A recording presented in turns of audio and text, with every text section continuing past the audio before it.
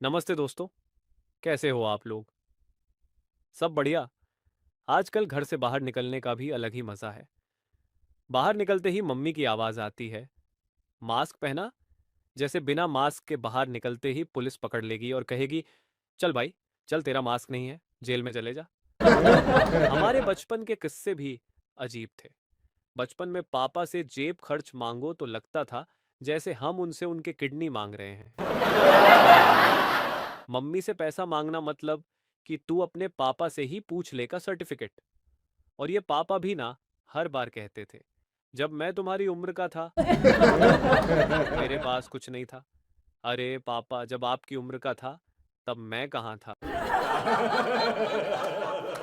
ये तो बताओ, आजकल के बच्चे तो सीधा पापा से कहते हैं, पापा पेटीएम कर दो। हमारे ज़माने में ये पेटीएम जैसा कुछ होता तो हम बुक्स और नोट्स की जगह सिर्फ रिचार्ज और बिल्स का हिसाब किताब लिखते। बचपन की बातें भी क्या गजब थीं।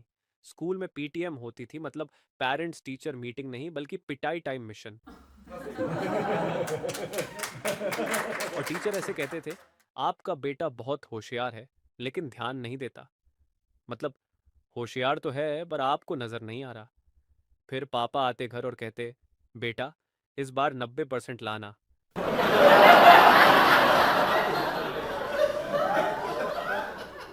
अब कोई इनको बताए कि 90% लाना कोई सब्जी नहीं है जो बाजार से ले आऊं।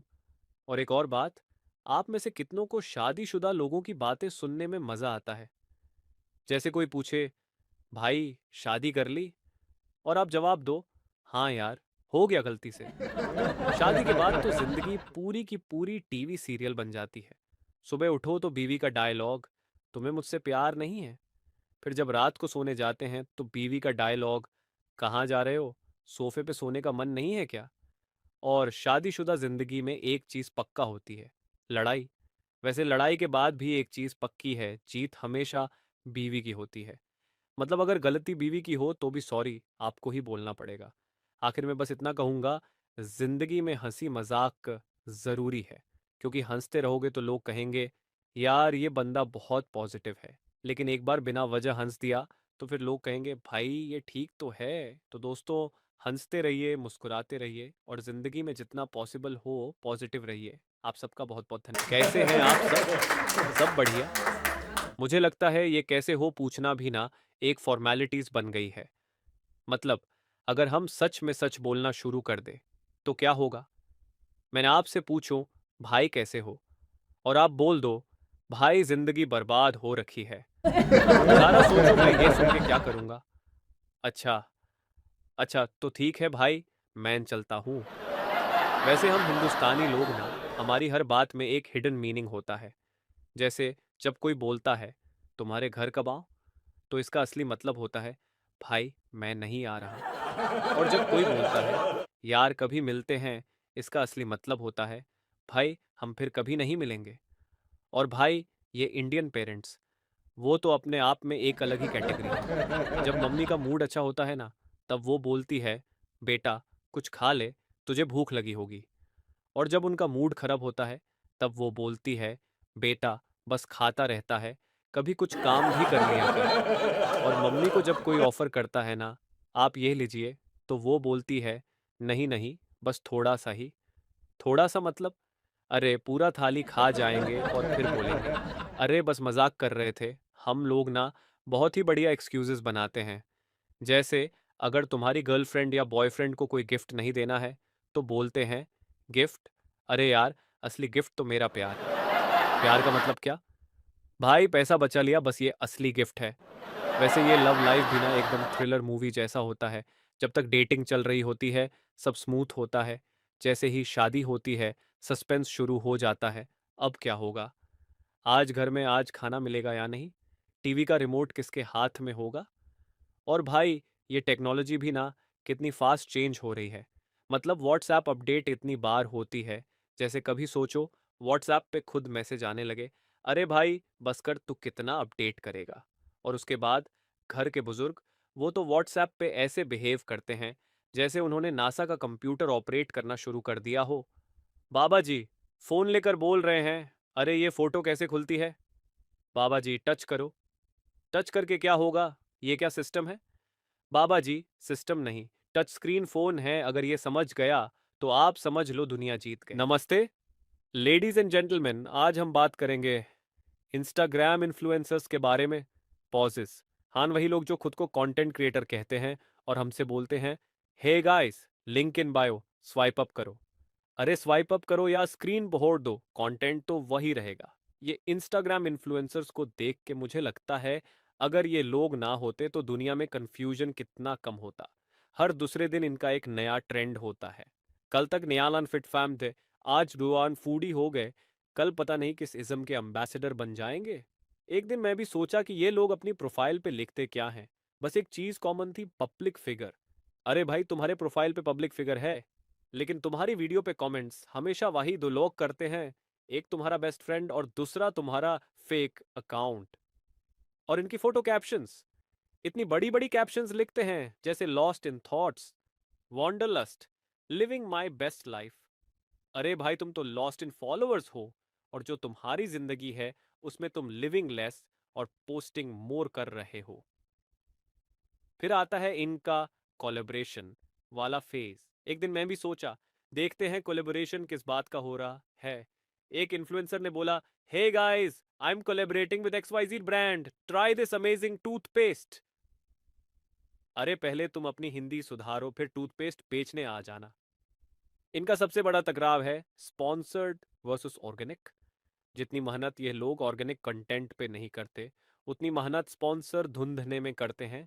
और फिर कैप्शन में लिखना होता है, this post is sponsored but opinions are my own. अरे भाई, तुम्हारी ओपिनियन वैसे भी इतनी सस्ती थी, स्पॉन्सर करने की क्या जरूरत थी। और इनके hashtags, blessed, task, grateful, wax, living my best life. मतलब लगता है इनकी जिंदगी का हर पल कोई एडवर्टाइजमेंट है। हम नॉर्मल लोग हैं भाई, हम ब्रेकफास्ट खाते हैं। ये ब्रेकफास्ट पहले फोटो खींचते हैं, फिर पोज देते हैं, फिर खाते हैं। बाय द टाइम दे ईट, खाना ठंडा हो चुका होता है और हमारा पेशेंस खत्म। और सबसे बड़ी बात, इंस्टाग्राम की रील्स। अरे यार, इतना ओवर एक्टिंग तो डेली सोप्स में नहीं होता जितना इन रील्स में होता है। बस एक कैमरा, एक क्रिंज सॉन्ग, और वही दो तीन एक्सप्रेशंस रिपीट करते रहना। और फिर कैप्शन में लिखना, felt cute, might delete later. अरे डिलीट ही कर दो, अच्छा फील होगा। एक दिन मैं भी ट्राई कर रहा था, मैंने बोला, guys, I am so excited to share this new product with you all. और मुझे रियलाइजेशन हुआ कि मैं एक्साइटेड नहीं हूं, मैं कंफ्यूज्ड हूं।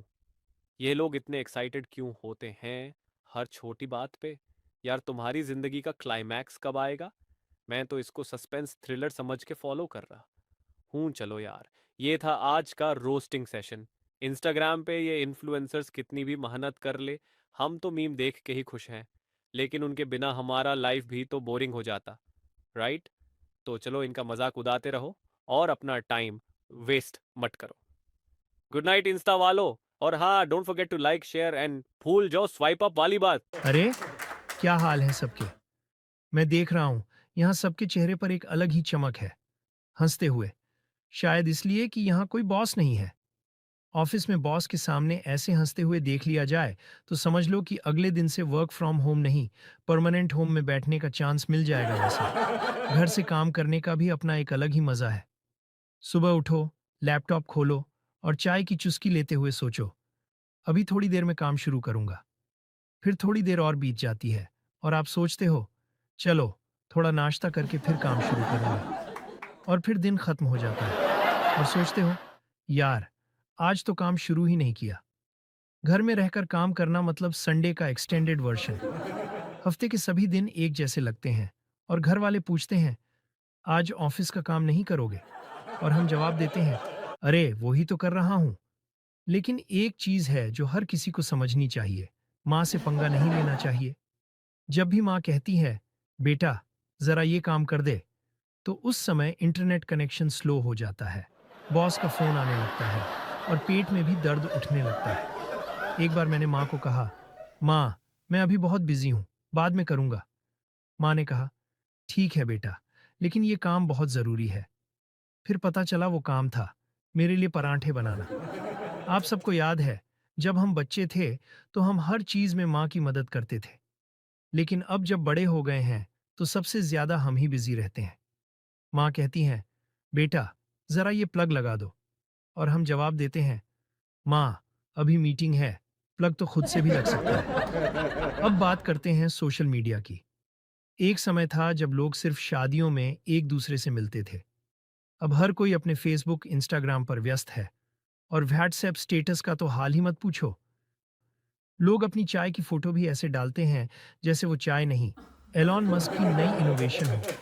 और वो लोग जो अपनी प्रोफाइल फोटो हर हफ्ते बदलते हैं, उनसे मैं कहना चाहता हूँ, भाई तुम मॉडल हो या वोडाफोन के कस्टमर जो हर हफ्ते नया पैक लेते हो?